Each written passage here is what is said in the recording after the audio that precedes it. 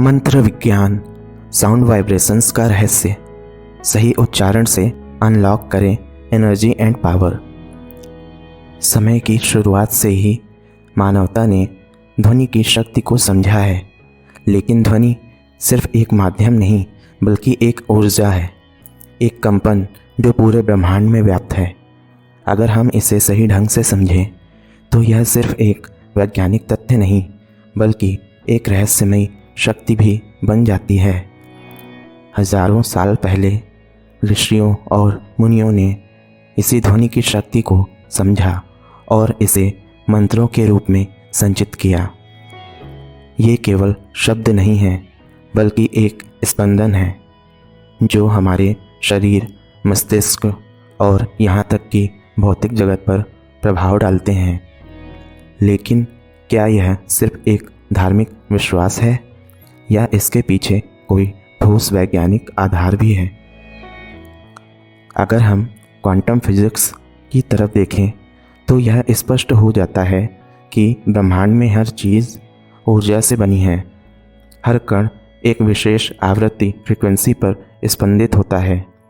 जब हम कोई ध्वनि उत्पन्न करते हैं तो यह एक वेव फॉर्म बनाती है जो हवा या किसी माध्यम के ज़रिए यात्रा करती है। अब सोचिए, अगर यह ध्वनि संगठित हो, नियंत्रित हो और एक विशेष आवृत्ति पर कंपन करे तो क्या वह ऊर्जा को प्रभावित कर सकती है? यही कारण है कि प्राचीन ग्रंथों में कहा गया है कि सही उच्चारण से मंत्रों का प्रभाव बढ़ जाता है। यह सिर्फ भाषा का सवाल नहीं है बल्कि ध्वनि की तरंगों का सही संयोजन है। उदाहरण के लिए ओम को ही ले लीजिए। वैज्ञानिक अध्ययनों में यह पाया गया है कि जब कोई व्यक्ति ओम का उच्चारण करता है तो उसके मस्तिष्क की गामा वेव्स सक्रिय हो जाती हैं। ये वे तरंगे हैं जो उच्च स्तर पर एकाग्रता, ध्यान, मानसिक स्पष्टता से जुड़ी होती हैं। अब इसे और गहराई से समझते हैं। 1960 के दशक में जापानी वैज्ञानिक डॉक्टर मसारू इमोटो ने एक प्रयोग किया जिसमें उन्होंने पानी पर अलग अलग ध्वनियों और विचारों का प्रभाव देखा। जब पानी पर सकारात्मक शब्द बोले गए तो उसकी क्रिस्टल संरचना खूबसूरत और संतुलित बन गई, लेकिन जब नकारात्मक शब्दों का उपयोग किया गया तो उसकी संरचना विकृत और असंतुलित हो गई। यह सिद्ध करता है कि ध्वनि और विचारों की ऊर्जा का भौतिक पदार्थ पर सीधा प्रभाव पड़ता है। अब सोचिए, अगर एक साधारण शब्द पानी की संरचना बदल सकता है तो वर्षों तक दोहराए गए मंत्रों का प्रभाव क्या होगा? यहाँ सवाल उठता है कि यह केवल मानसिक प्रभाव है या वाकई मंत्रों की कोई भौतिक शक्ति भी होती है? इसका उत्तर हमें रेजोनेंस के सिद्धांत में मिलता है। हर वस्तु की एक प्राकृतिक गूंज आवृत्ति, रेजोनेंट फ्रीक्वेंसी होती है। यदि कोई बाहरी ध्वनि इस आवृत्ति से मेल खाती है तो वस्तु में तीव्र कंपन उत्पन्न होता है। ठीक यही सिद्धांत तंत्र, मंत्र और वेदों में वर्णित ध्वनि शक्ति के पीछे काम करता है। अब कुछ मंत्रों को विशेष परिस्थितियों में उपयोग किया जाता है। उदाहरण के लिए गायत्री मंत्र को सूर्य ऊर्जा से जोड़ा जाता है। वैज्ञानिक रूप से देखा जाए तो सूर्य से निकलने वाली विद्युत चुंबकीय तरंगें हमारे शरीर की कोशिकाओं को चार्ज करती हैं। जब हम इस मंत्र का उच्चारण करते हैं तो इसकी ध्वनि तरंगें हमारे शरीर में एक विशेष ऊर्जा संचारित करती हैं जो सूर्य की ऊर्जा को अवशोषित करने में सहायक हो सकती है। लेकिन सवाल उठता है कि क्या यह केवल विश्वास का खेल है या इसका कोई वैज्ञानिक आधार भी है? इस पर कई वैज्ञानिक प्रयोग किए गए हैं और उनमें से कुछ चौंकाने वाले नतीजे सामने आए हैं।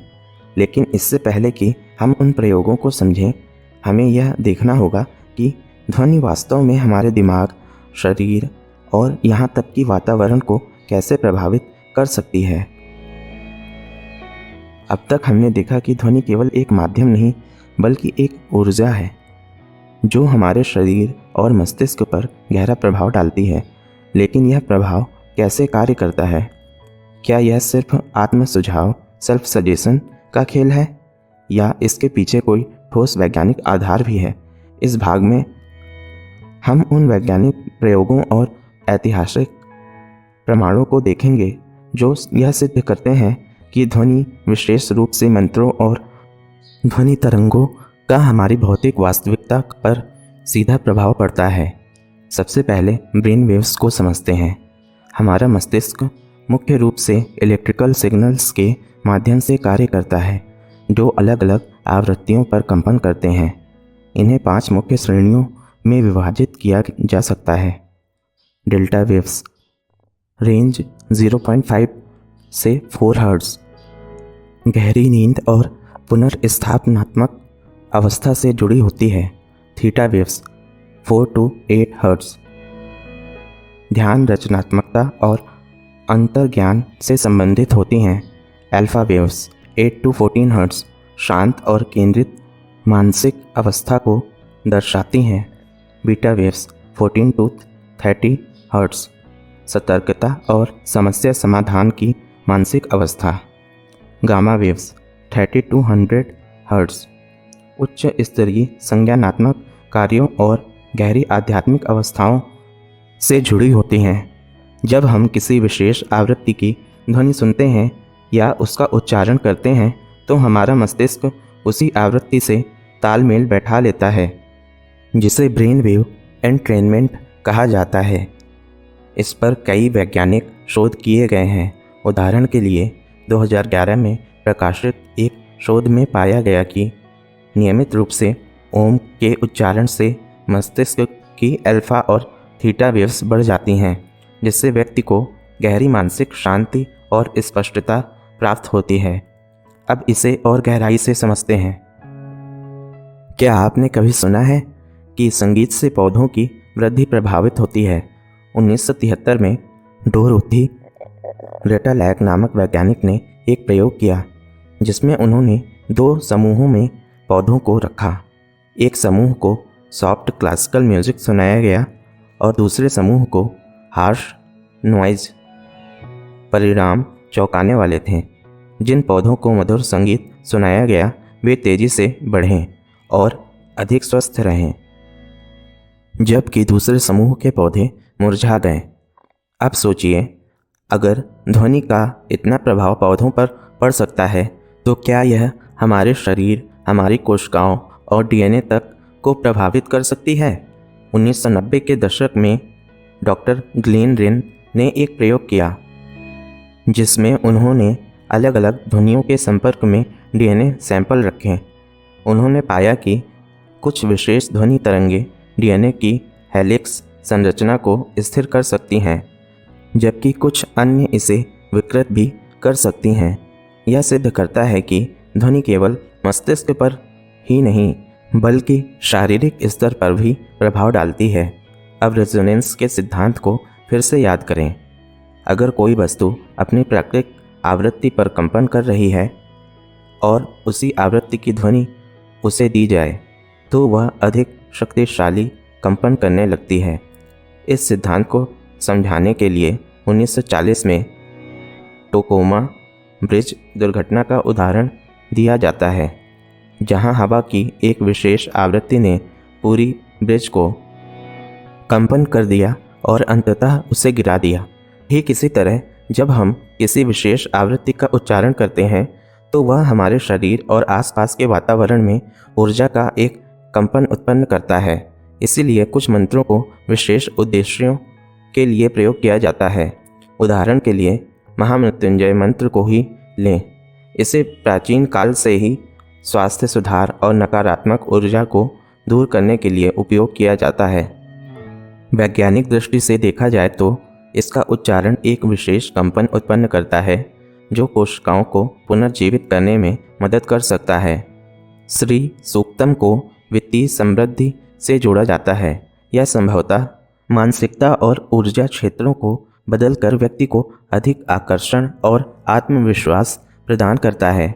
अब यदि मंत्रों का प्रभाव केवल मानसिकता तक सीमित होता तो यह व्यक्तिगत अनुभव तक ही सीमित रहता, लेकिन जब इसे वातावरण, पानी, पौधों, डीएनए और यहाँ तक कि भौतिक संरचनाओं पर प्रभाव डालते हुए देखा गया तो यह स्पष्ट हो गया कि ध्वनि एक वास्तविक ऊर्जा बल है जिसे समझने की आवश्यकता है।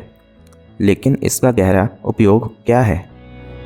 क्या इसे केवल व्यक्तिगत शांति और स्वास्थ्य के लिए प्रयोग किया जाता है, या यह कुछ और बड़ा करने की क्षमता रखता है? क्या ध्वनि का उपयोग बाहरी दुनिया को प्रभावित करने में किया जा सकता है? क्या वास्तव में ध्वनि के जरिए भौतिक पदार्थ को बदला जा सकता है?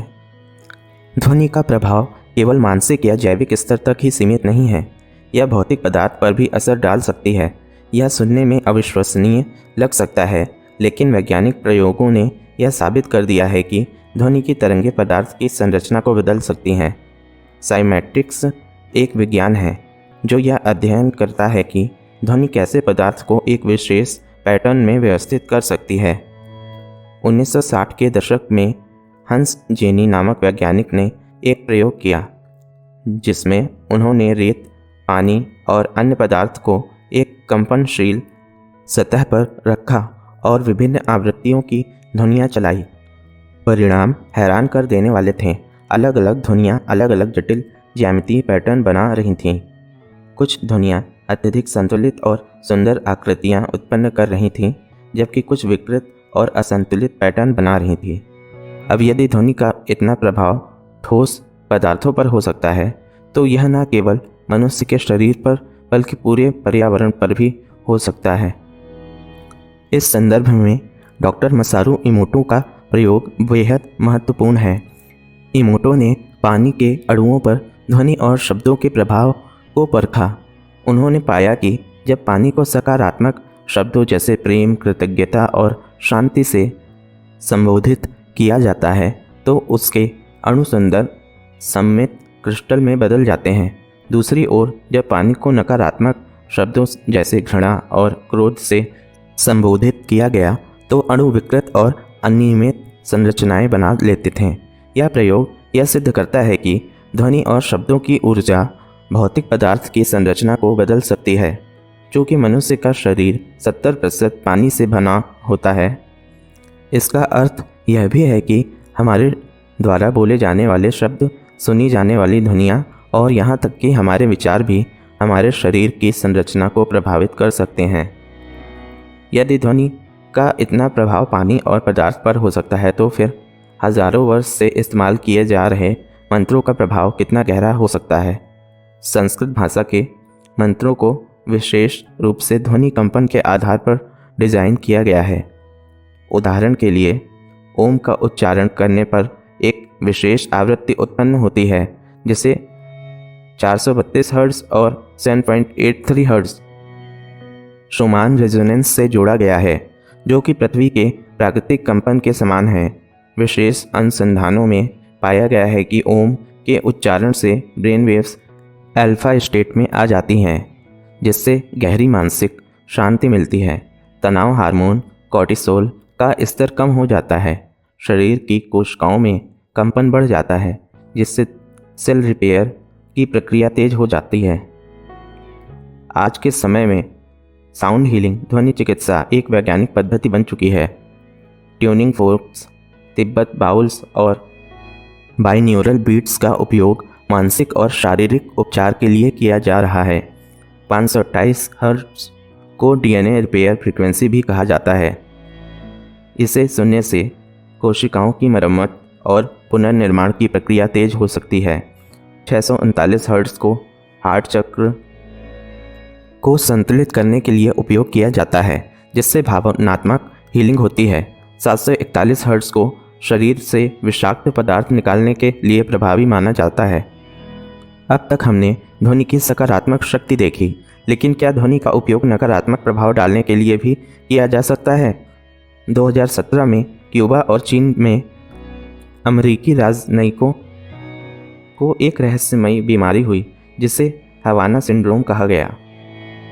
वैज्ञानिकों का मानना है कि यह संभवतः माइक्रोवेव और अल्ट्रासोनिक वेव के कारण हुआ।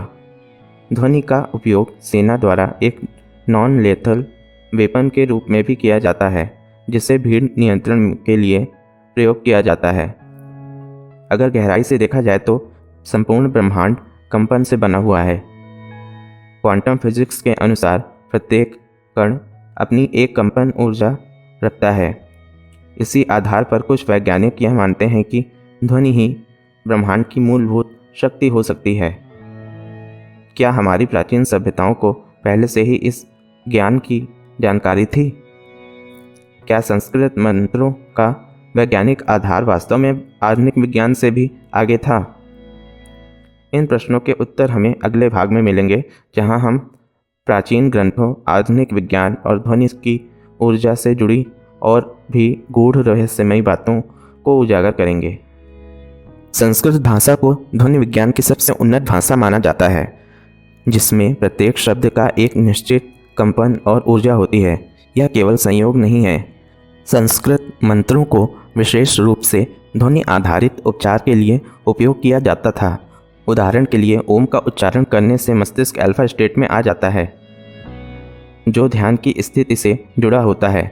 वैज्ञानिक शोधों से पता चला है कि यह मंत्र 432 हर्ट्ज और 7.83 हर्ट्ज पर कंपन करता है, जो पृथ्वी के प्राकृतिक कंपन से भी मेल खाता है और मानसिक शांति बढ़ाता है। इसी तरह गायत्री मंत्र को जब नियमित रूप से सुना या बोला जाता है तो यह डीएनए की मरम्मत की प्रक्रिया को तेज करने में सहायक सिद्ध होता है, क्योंकि इसकी आवृत्ति 528 हर्ट्ज से मेल खाती है, जिसे वैज्ञानिक रूप से डीएनए रिपेयर फ्रीक्वेंसी कहा जाता है।